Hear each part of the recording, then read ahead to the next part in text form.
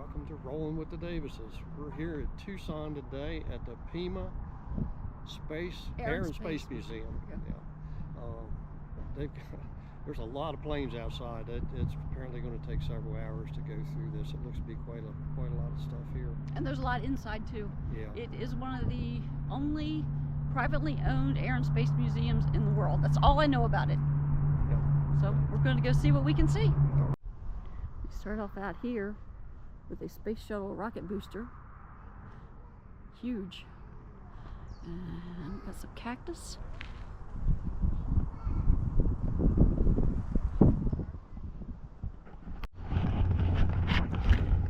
Okay, just found out the museum has a no backpack policy.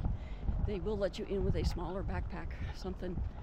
They like them that if they're camera bags specifically designated for cameras, they're okay with it. But they said if I had something smaller, I could put my equipment in. And that was okay, so I had to go back to the truck. Of course, any flight museum has to start with the Wright brothers.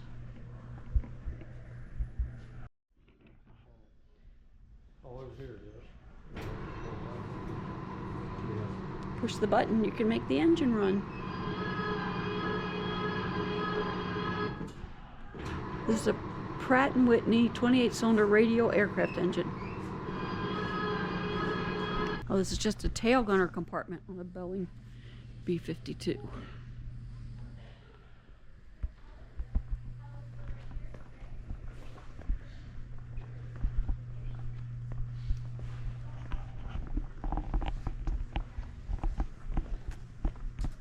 That's a radial engine. Who's made that one? That's Pratt & Whitney. Okay.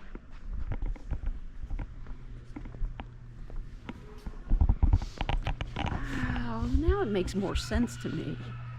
Volkswagen.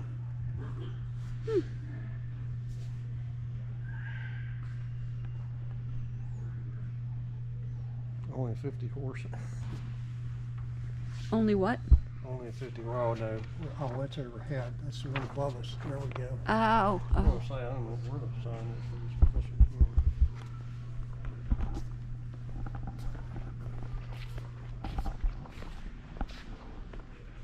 The Jacobs, 85 horsepower. No idea there was so many different radial engines. That's the Volkswagen, 50 horsepower, single person. This thing here.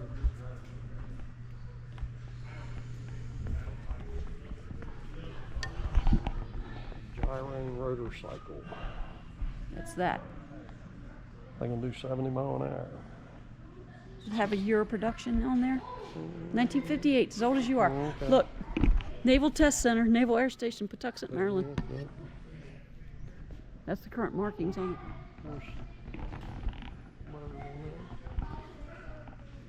Oh, that's on loan from the National Museum of the Marine Corps.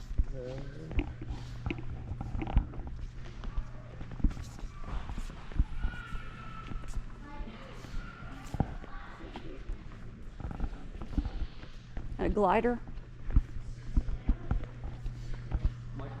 Microjet. That's 007, wasn't it? Oh, okay. It does say from Octopussy. Oh, okay. From the James Bond film. Current markings. Oh, all right. I knew it looked like it, but it's funny.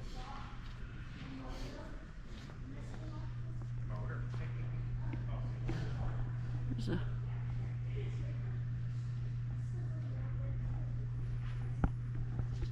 So I wonder if that's got the markings. They must have actually used it, maybe. It doesn't really Doesn't say. It was built by Michael Rounds, Big Red, Illinois. It was never flown. He donated the aircraft to the museum. It's just a replica type thing.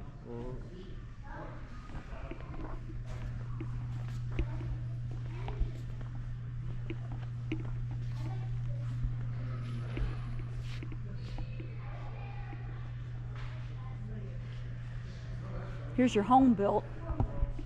That's a home built. There's Piper Cub.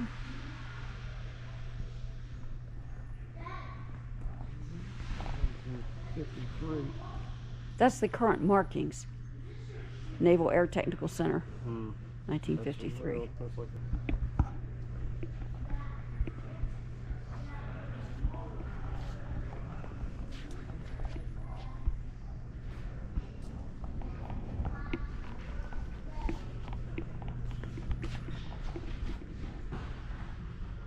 actually laid down and drove in that thing. Bonneville, 1969. Well, you know, that looks kind of like some of the stuff that they were calling motorcycles in that movie you watched the other day. I see it. Safety inspection. Speed trials, yep.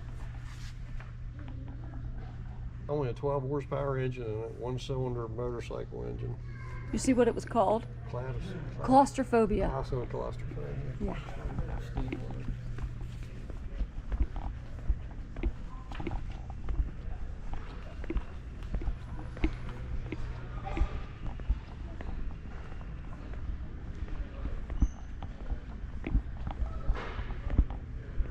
There's Dave's plane. He said his name wasn't on it because they only fly every 2 years.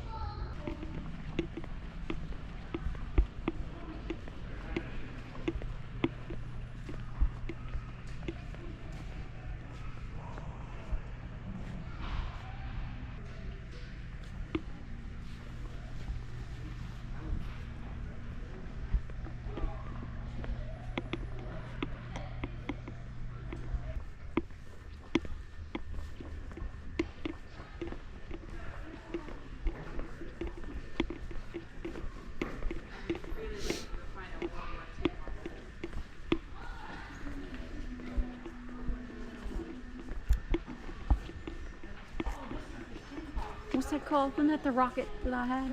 What was it?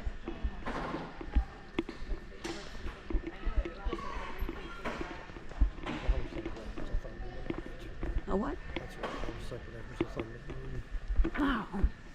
Oh. The Thunderbird is the group of flyers. Okay. This might be called a Thunderbird, but Dave was in the Thunderbirds. Oh. Thunderbolt. There's a Thunderbolt.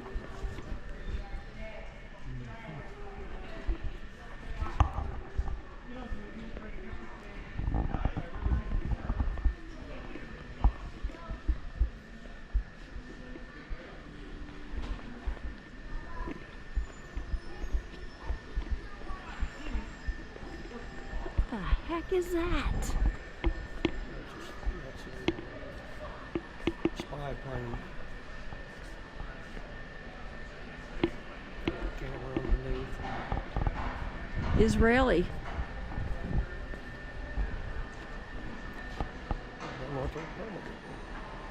This is the Arizona room or something I saw. So this is, colors are Fort Huachuca. Unmanned aerial aircraft operated by the U.S. Army in Kosovo, Afghanistan, and Iraq. So a drone. Yeah, could stay up for 30 hours plus. Mercedes-Benz diesel piston engine.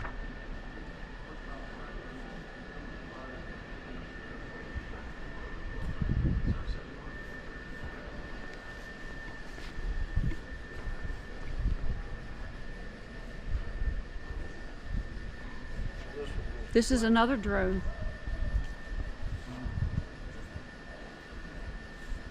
I'm sorry, what was that? This was Blackbird. Say it again. Blackbird. Blackbird, yeah. When we were doing model rockets, this is the one that I built. Probably still have them at the house, I'm sure. Do you know where? That thing really flew too.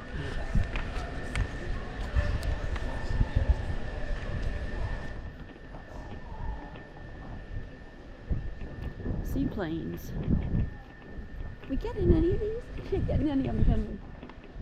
Oh, you can put a quarter in right now. Put a quarter in there and you can get it done. I'm getting this one for a quarter.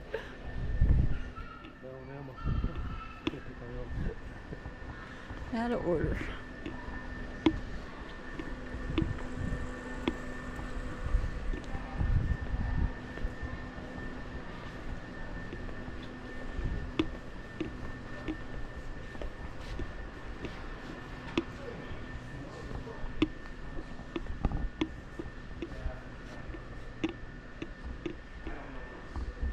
Amphibious biplane.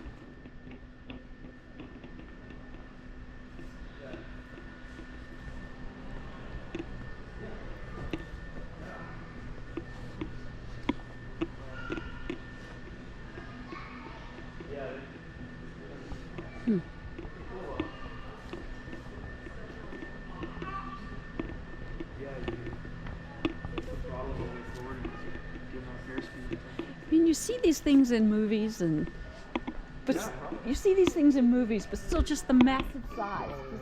Till you see it in person. Osprey. Oh, it's a home built. Well, it was copied after a home built. Right. Right.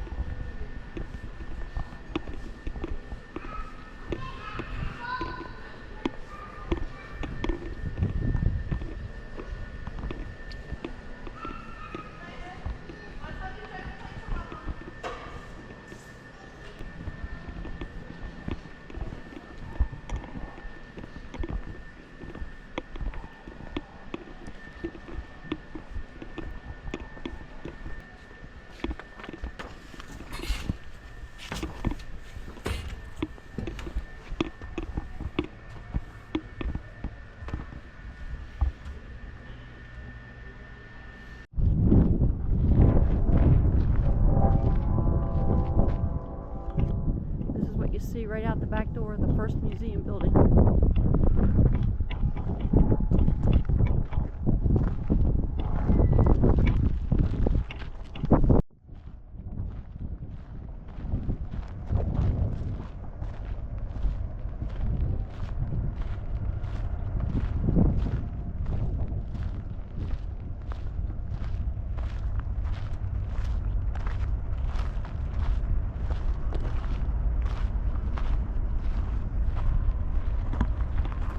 Oh, 1967.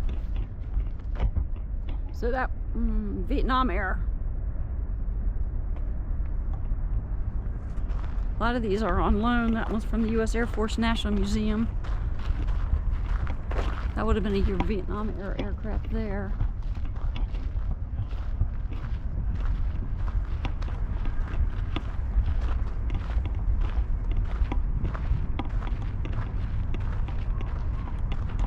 As with that one. That one's British. Helicopter's British.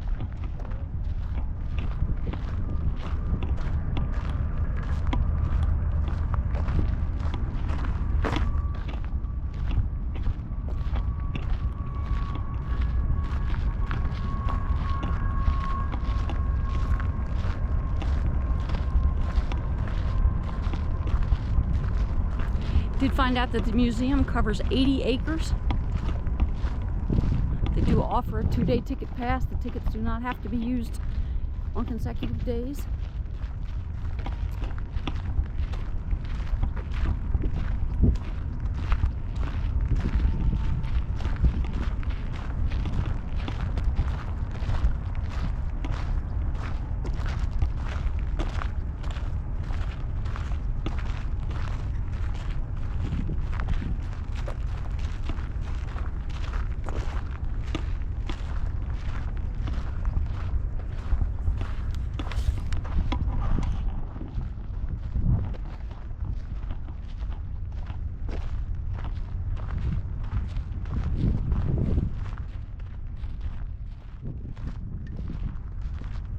I wonder if that's Russian.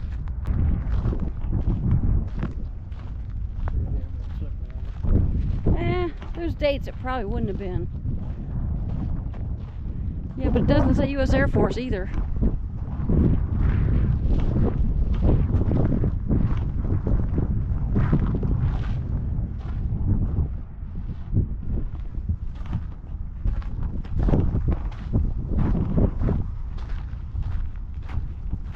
Get that name, look it up to see if it's Russian. Oh, it's a MiG. Okay. No, it actually was Soviet Union.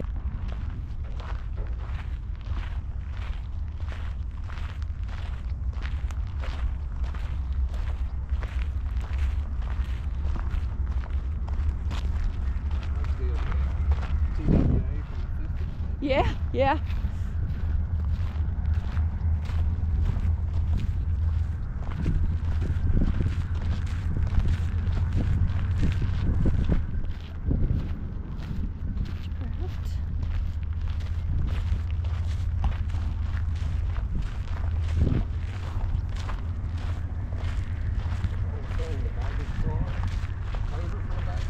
Mm-hmm.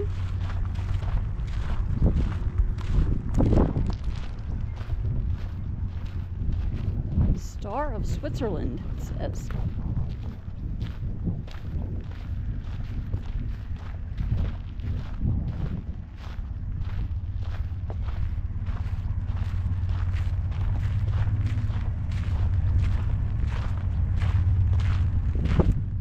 '42s to the 50s, or 70s, I mean. This was Air Force One, used by Presidents Kennedy and Johnson, 1961 and 1967.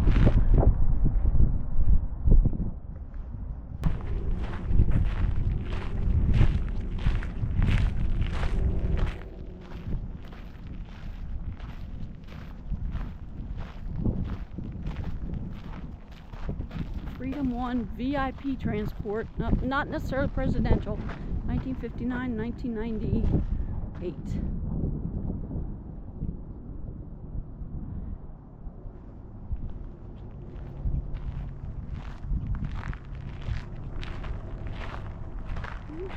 They have a long lifespan, 40 years.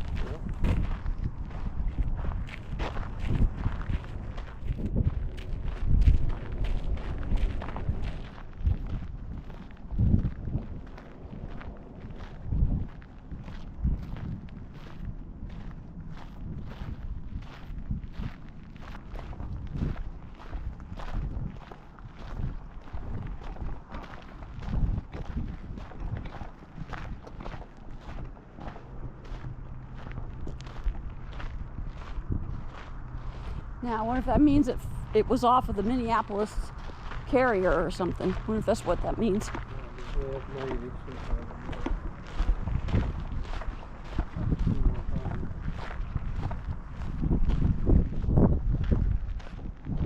Patrol bomber.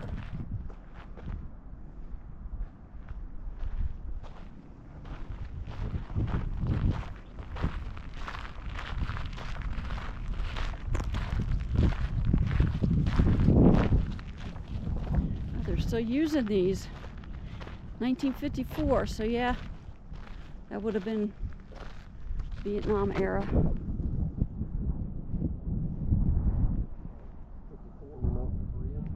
No, Korea was about over by then. Okay.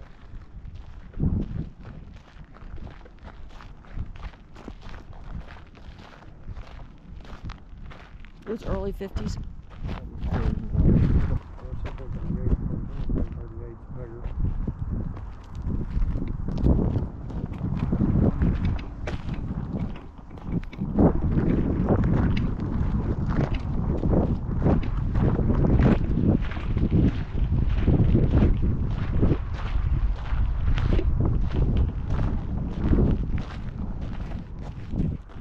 Reconnaissance drone. They had reconnaissance drones in 1964. 1964, 1975.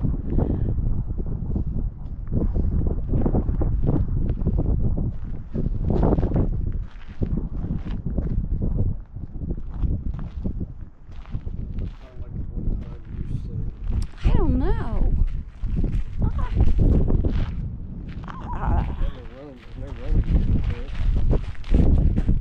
Yeah, how it would have landed. Yeah.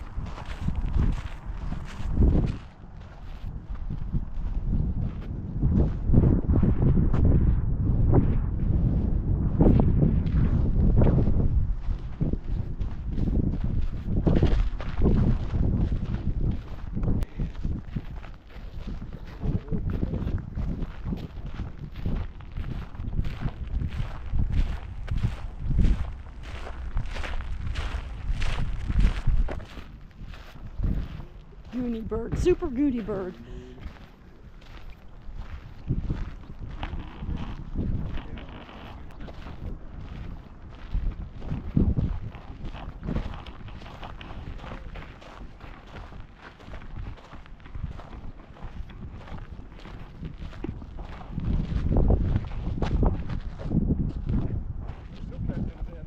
Yeah, some of them are so big.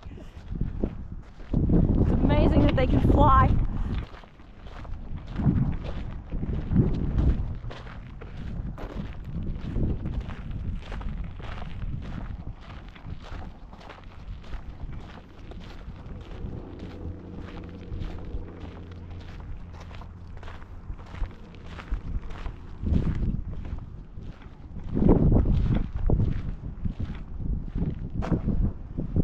'50 to 1975.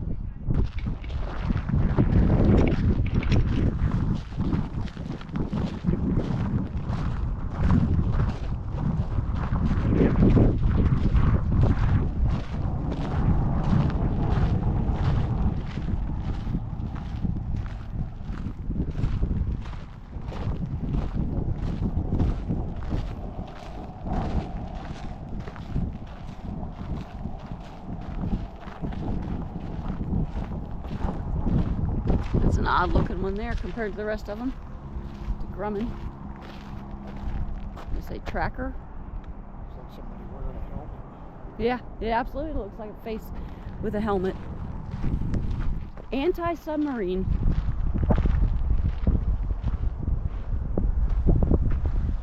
Probably had more vision out the sides.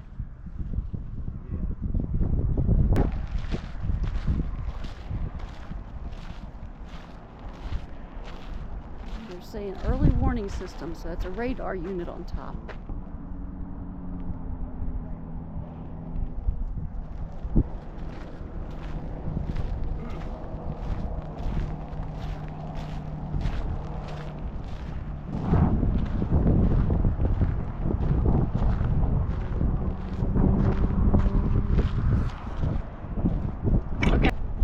Radar is under this one, airborne radar. That's quite a propeller setup there.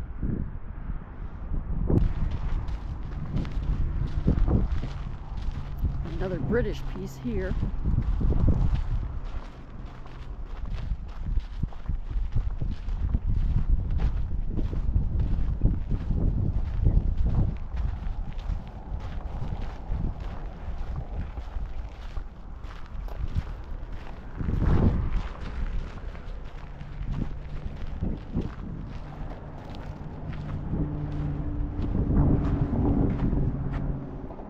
So this is an early warning, so I guess that's their radar on top there. Maybe something underneath.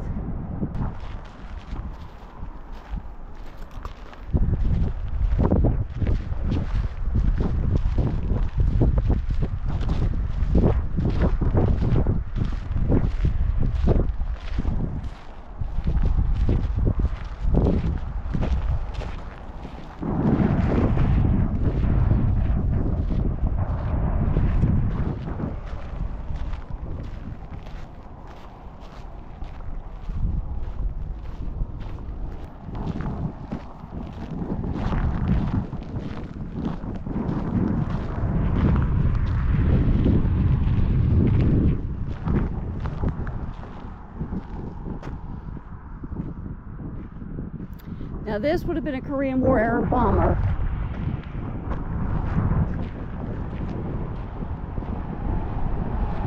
(1947 to 1959). This would have been used in the Korean War, at least during that era.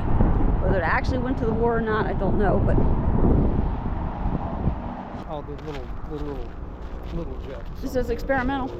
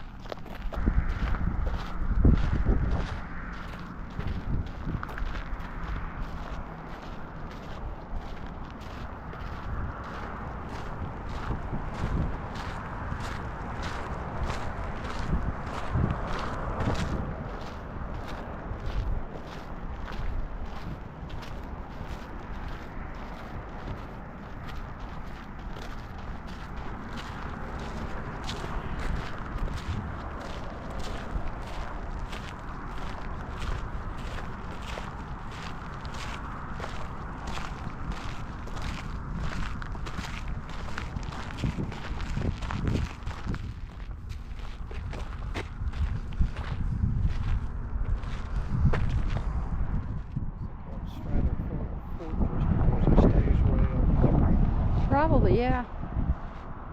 1956. This would probably seen use in Vietnam. This is a decoy missile.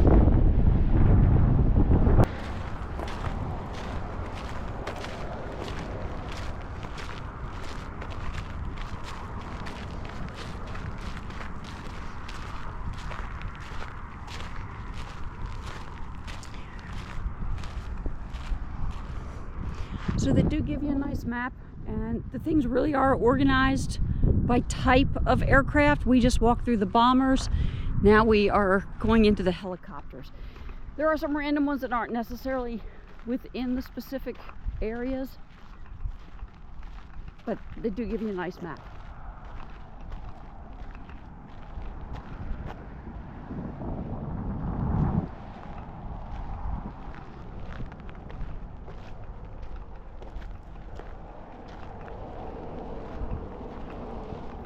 Huey.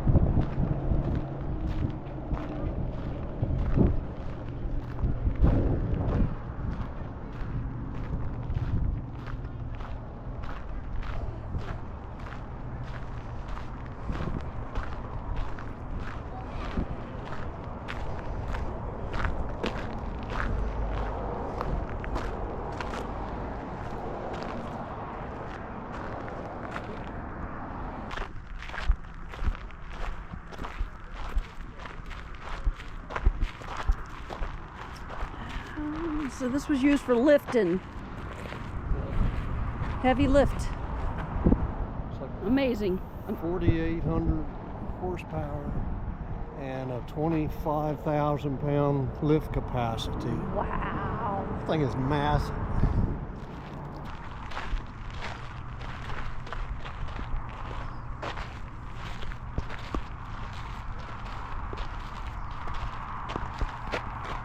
Ground-launched cruise missile.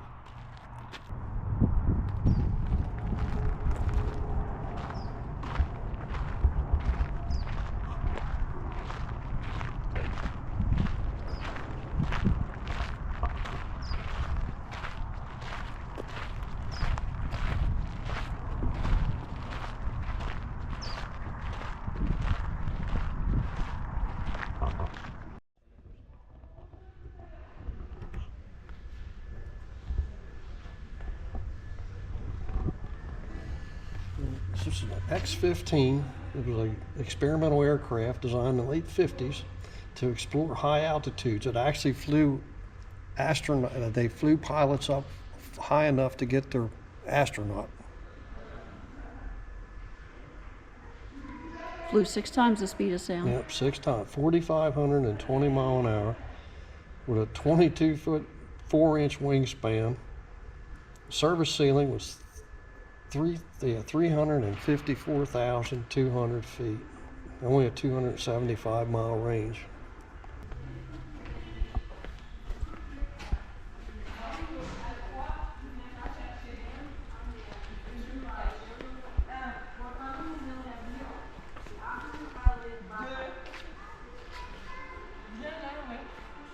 Space shuttle tire.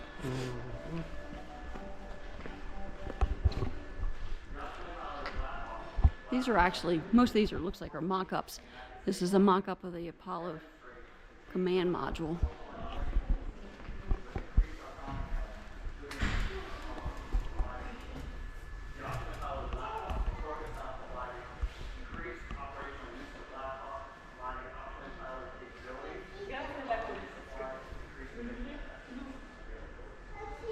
I should say some of them are mock-ups, because that's a mock-up and this is a mock-up.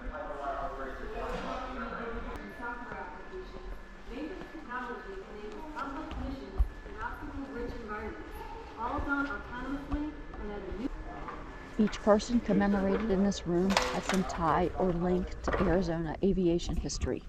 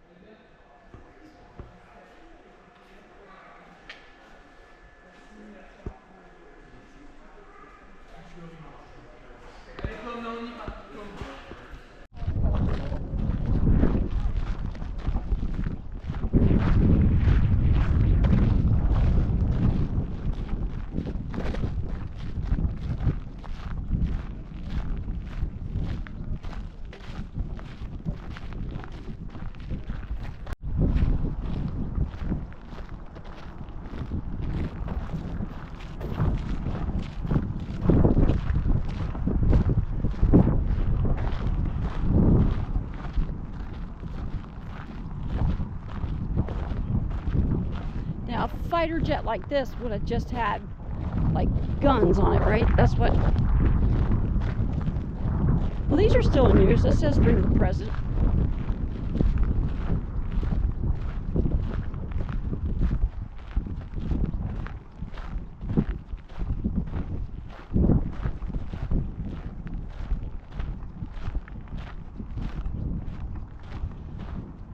That's Korean War era there.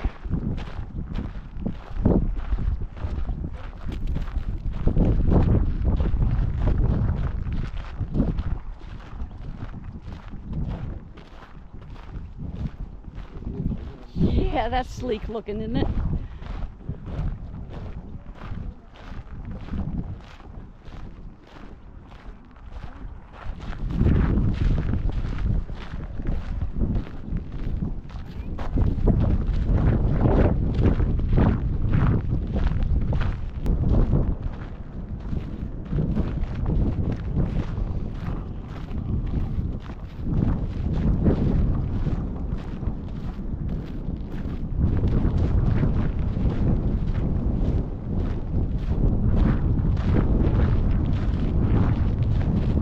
Super guppy cargo transport.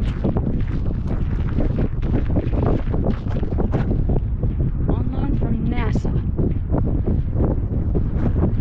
What kind of cargo would they be transporting in that? I look looked it up. Pretty cool how the front hinges open and they can put big, maybe not overweight, but big cargo into this thing.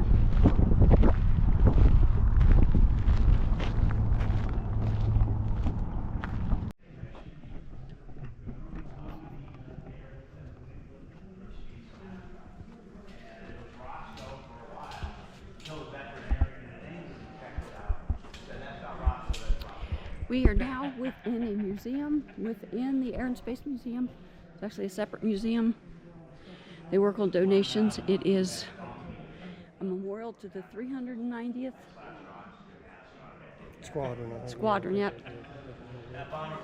Yeah, 390th signed in there. Okay. B-17? B-17? We'll find some information.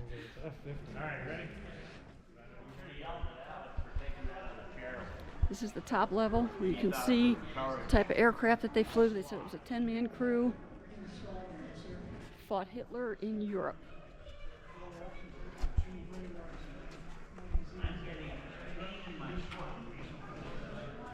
The 390th Memorial Museum.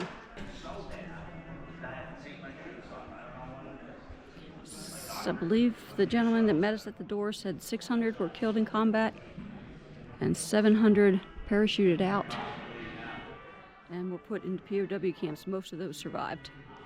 They were B-17. B-17, that's what I thought. B-17.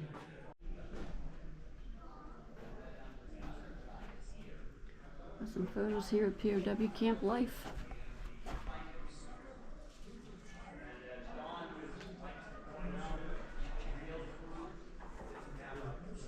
And those in the 390th who were liberated. Now we're going to head downstairs and see what we can see on the inside of the plane.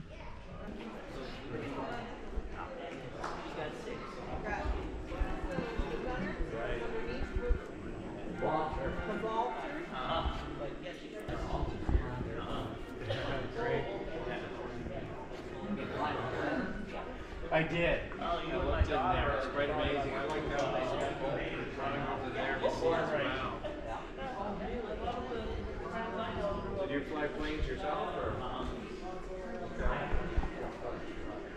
Okay.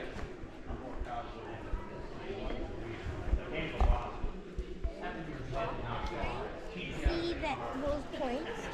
Zoom.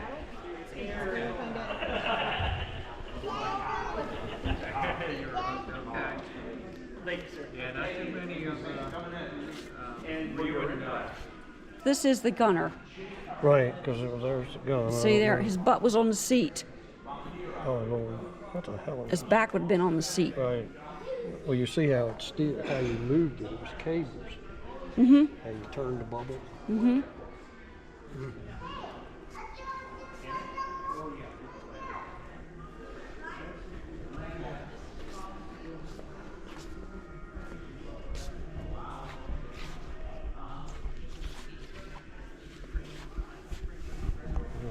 I mean, there's no protection on this thing. No. Mm-mm.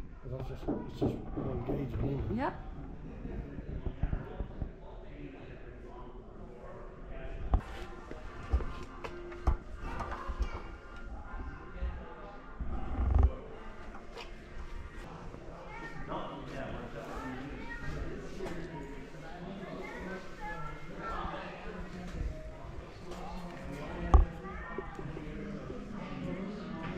So one of the docents here was telling us that the maximum crew weight was 1,200 pounds with 10 guys. So as you can see, they have very limited space. This is the tail gunner position here.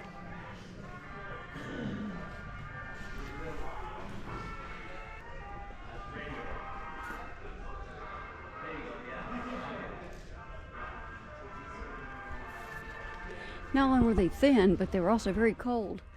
He said that's why the bomber jackets were developed, because for crew comfort. Dude, wasn't there eating that thing? Yeah.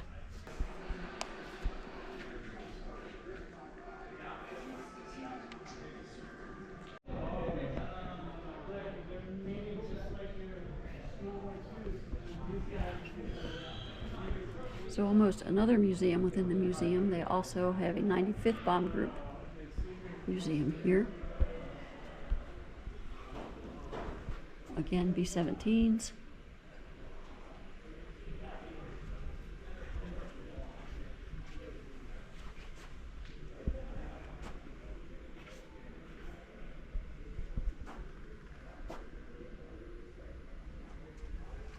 This is Hangar 3.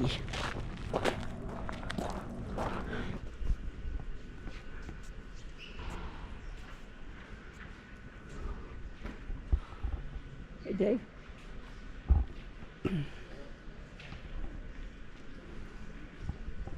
See the German?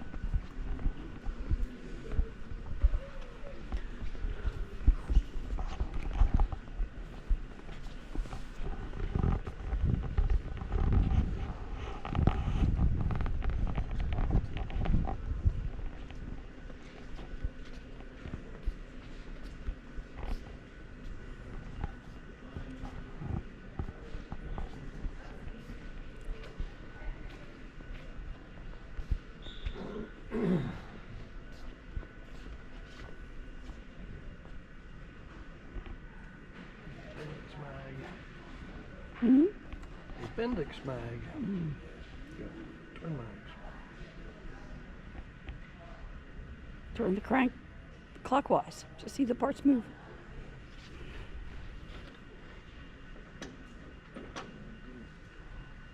Turns hard? No. Mag part on that side. Mm-hmm.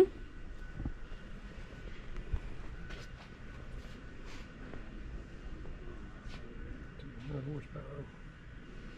Yep, 3-cylinder.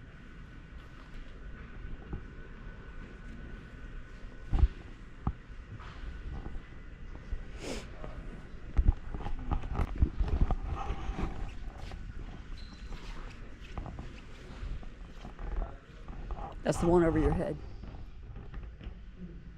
Sold 1946 for surplus for $106. Wow.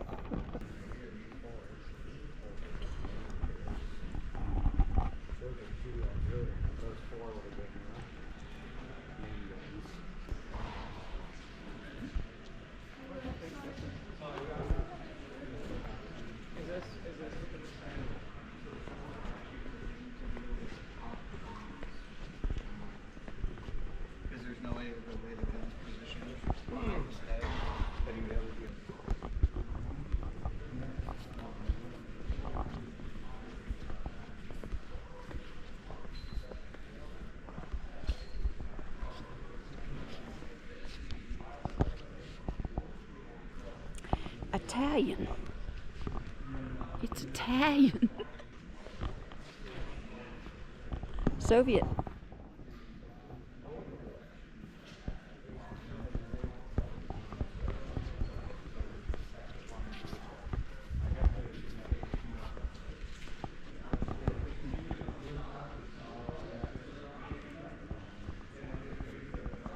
So building 3, hangar 3, concentrates more on foreign aircraft. There is some American in here. A lot of foreign aircraft. We've got some German, some Italian, some Russian.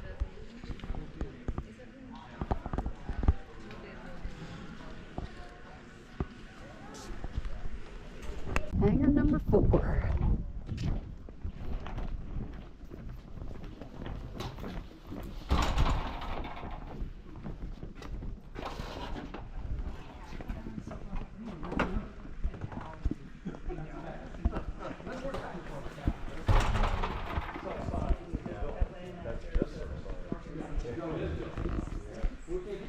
Army mule, I've heard of those.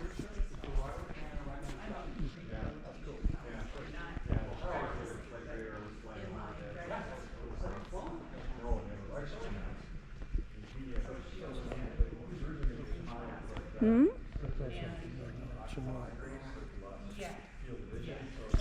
Capable of carrying 20,000 pounds of bombs. Oh, this is the one where the bottom doors opened. 2,200 horsepower weights.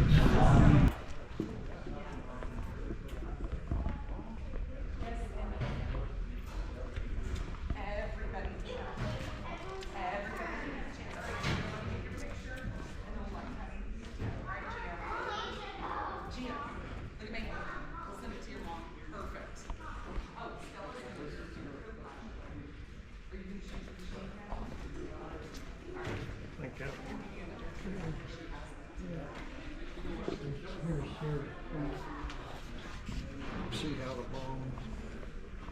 Oh, yeah. That's probably 500 pounder there. So each one of them would have held set of clips. You probably get 4 or 5 on each side, or on each.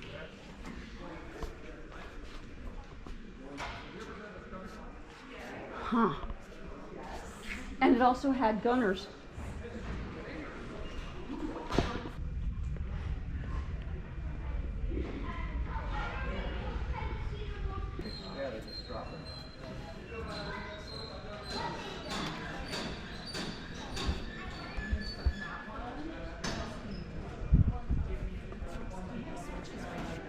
It's the first Japanese one we've seen here.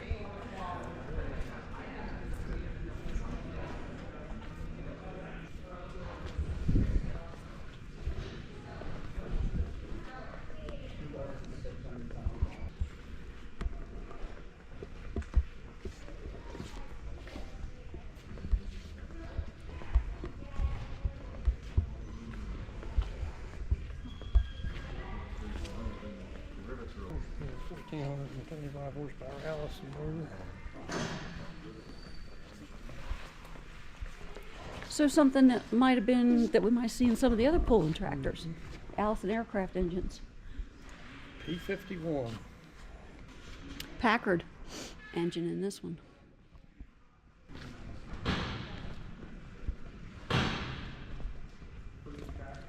Again with the Pratt & Whitney engines. And gunner right out the front here. 6 of them. It's a 6-year. Yeah.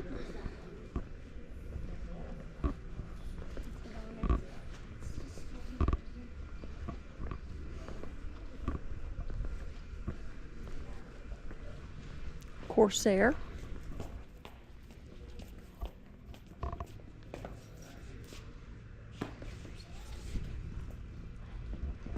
Like a mash helicopter. Mm-hmm.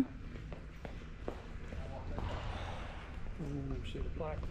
Yeah, maybe one of the one right there.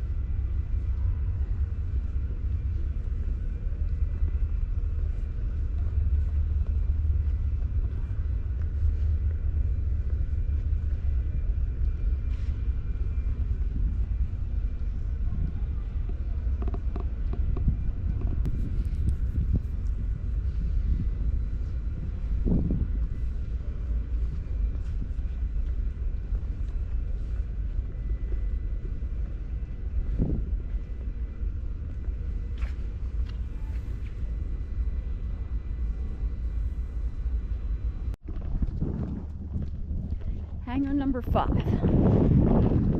Here. Take a picture of that. Just be mindful. Every time I walk in, it's like, that is so big. That is so huge.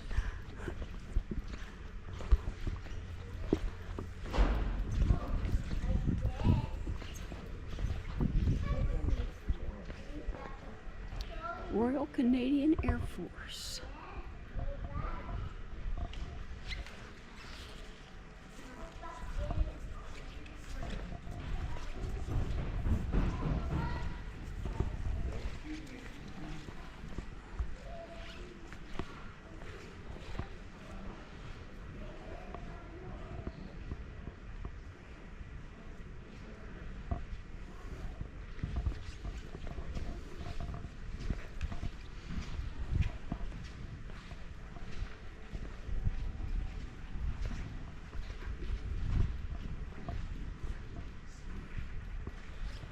Another Royal Canadian up there.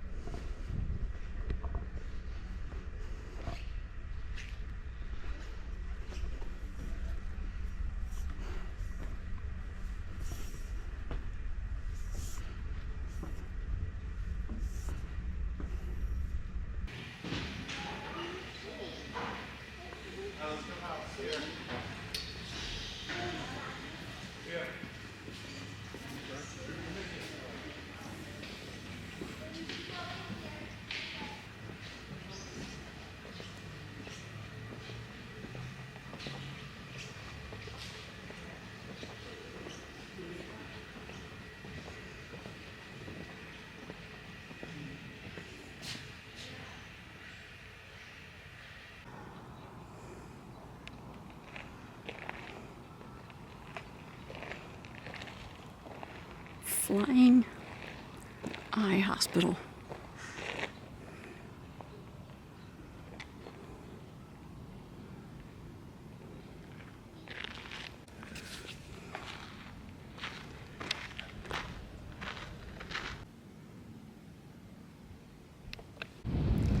This is an NB-52 modified for the X-15 project.